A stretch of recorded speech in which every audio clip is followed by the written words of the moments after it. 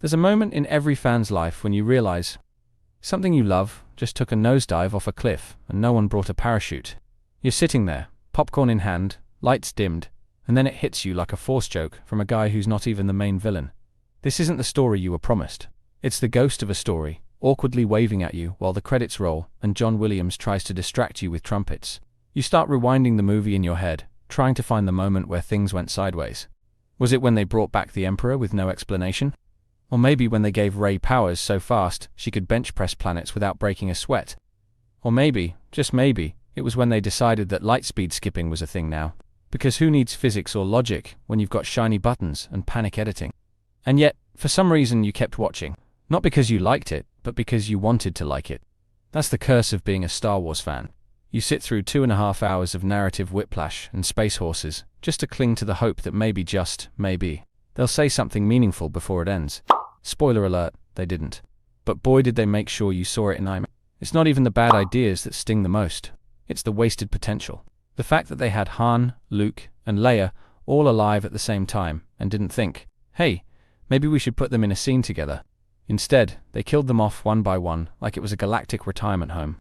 And somehow we ended with a finale where the Skywalker name gets adopted by someone who isn't even a Skywalker. Just vibes and sand. But hey, at least we got porgs, and blue milk straight from the source. And hyperspace ramming that looked cool, even though it broke the universe in half. It's like someone threw darts at a whiteboard full of random Star Wars trivia and built the plot out of whatever they hit. And instead of fixing anything, the next movie just doubled down and added more lightning.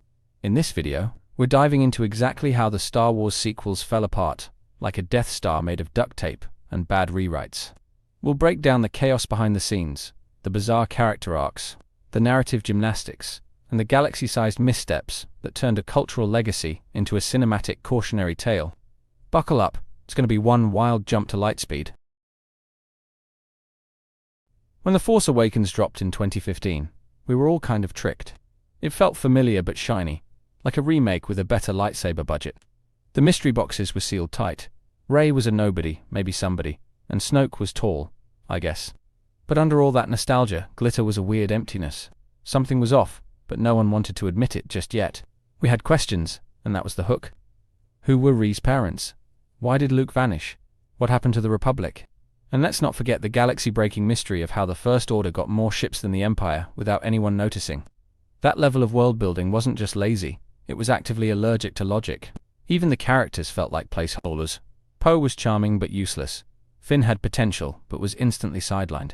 And Kylo Ren somehow managed to be menacing and moody in the least threatening way possible. We weren't watching a story unfold, we were waiting for someone to explain what story we were in. The sequel trilogy loved raising questions. It had no intention of answering. It was like J.J. Abrams built a puzzle with no picture on the box. The pieces were flashy and fast and made you think there was depth. But the moment you started looking closer, it all started to unravel. And that unraveling began sooner than most people expected. Because once The Last Jedi hit, we realized something terrifying. They were making this up as they went. No one was driving the ship. There's a difference between subverting expectations and setting the whole franchise on fire just to watch it burn. The Last Jedi wasn't bold, it was confused. It took every thread The Force Awakens barely started and cut it mid-sentence Rey's lineage.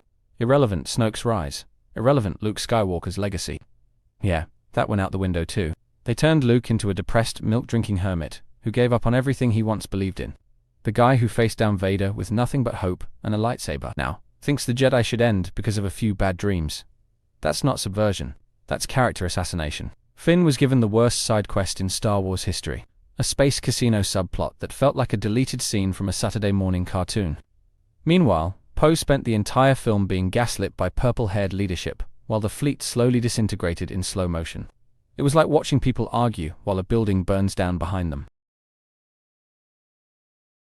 Han died without ever seeing Luke again. Luke died without ever seeing Leia again. Leia died with no real explanation. And somehow Palpatine came back just to die again. The emotional core of the original trilogy was thrown into a blender, and the result was a hollow smoothie of nostalgia and missed opportunities. We wanted a reunion. We wanted to see the heroes we grew up with stand together one last time. Instead, we got a series of funerals with no eulogies. The trio was never in the same room again, and the sadness of that goes beyond canon. It's something that cut right into the hearts of lifelong fans. The new characters never got to earn their place in the legacy. Rey was handed powers without training. Finn was teased as a Jedi but tossed aside. And Kylo's redemption arc barely lasted 5 minutes before he vanished into a puff of blue glow. The sequels didn't just kill old heroes, they failed to make new ones. Leia training Rey could have been beautiful. Luke mentoring a new generation could have been powerful. Instead, we got silence, missed time, and a closing chapter that left the galaxy feeling smaller. The Force didn't feel mystical. It felt like a script device for explaining away plot holes. There's a weight to lost potential that hits harder than failure, because you saw what could have been, and watched it evaporate right in front of you. The cast was stellar. The budget was astronomical. The world building was already done, and somehow it all still collapsed. That's actually impressive in the worst way.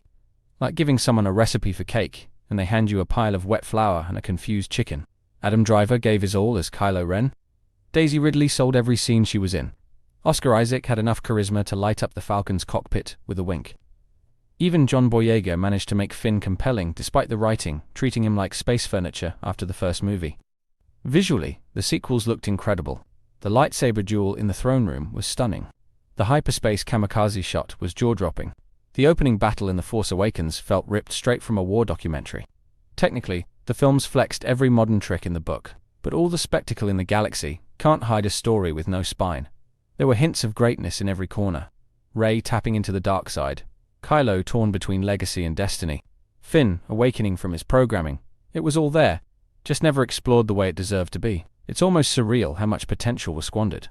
Like watching someone find a treasure chest and use it as a coffee table instead of opening it. Even after the sequels dropped the ball like it was coated in space grease, the Star Wars fanbase didn't give up. We've seen what passion can do. The Mandalorian proved that when you care about the lore, the audience cares too. Andor took a no-name rebel and gave us a slow-burn masterpiece of rebellion and regret. There are creators out there who still understand Star Wars. Dave Filoni has practically become the franchise's emotional compass. Fallen Order gave us Cal Kestis, a broken Jedi we actually want to root for. Even Rogue One, a movie with no returning Jedi, managed to capture the spirit of sacrifice better than the entire sequel trilogy. The sequels may have fumbled the legacy, but they also sparked a deeper hunger for good storytelling. That hunger is fueling fan projects, video essays, novels, and new shows. People want Star Wars to mean something again, not just look good on a Disney Plus thumbnail. The hope isn't just in future projects, it's in the audience itself. Fans who grew up with the prequels, who discovered Clone Wars later, who watched the sequels with disappointment but didn't give up. Those fans are the new lifeblood of the galaxy. And as long as those fans are still out there telling stories, making content, asking better questions, there's still a chance the Force can truly awaken again. The sequel trilogy didn't fail because of bad actors or a lack of resources. It failed because it never knew what it wanted to be. A reboot, a continuation, a finale, a merchandise engine. It tried to be everything at once and became nothing in particular. It wasn't just the loss of beloved characters or clumsy new ones. It was the emotional disconnect, the constant course corrections, the loud insistence that it was all planned, when everyone could see the seams bursting open with each film. We watched a franchise built on myth and meaning get treated like a product to be rebooted every few years. Instead of vision, we got reaction. Instead of purpose, we got pacing. Instead of a story, we got scenes. And yet, in all the chaos, there are lessons. Star Wars taught generations about hope, failure, courage, and redemption. Ironically, the sequels now stand as a cautionary tale, a reminder of what happens when you forget the heart of the story you're telling. Because Star Wars didn't fall in a blaze of glory. It stumbled, it stalled, and it spun off course. But stories can heal, and the next generation might just bring balance back to the galaxy. Thank you for watching the whole video. I make videos because of my love for Star Wars and Marvel. I've been asked countless times how I get my subtitles, and I generate them automatically with a tool I built. That same tool can be used here on my website. It's completely free and doesn't require signing up. My website contains the subtitle generator that is perfect for any video. Blogging post, where you can sign up with your email and receive notifications for when I post, and also my 3 channels. Critical Analysis Hub focuses on Star Wars and Marvel movies. Critical Analysis Hub Plus looks at Star Wars and Marvel shows. And Critical Analysis Hub XP centers on video games, like The Last of Us series, Jedi Survivor, and GTA 5. Thank you for being a fan.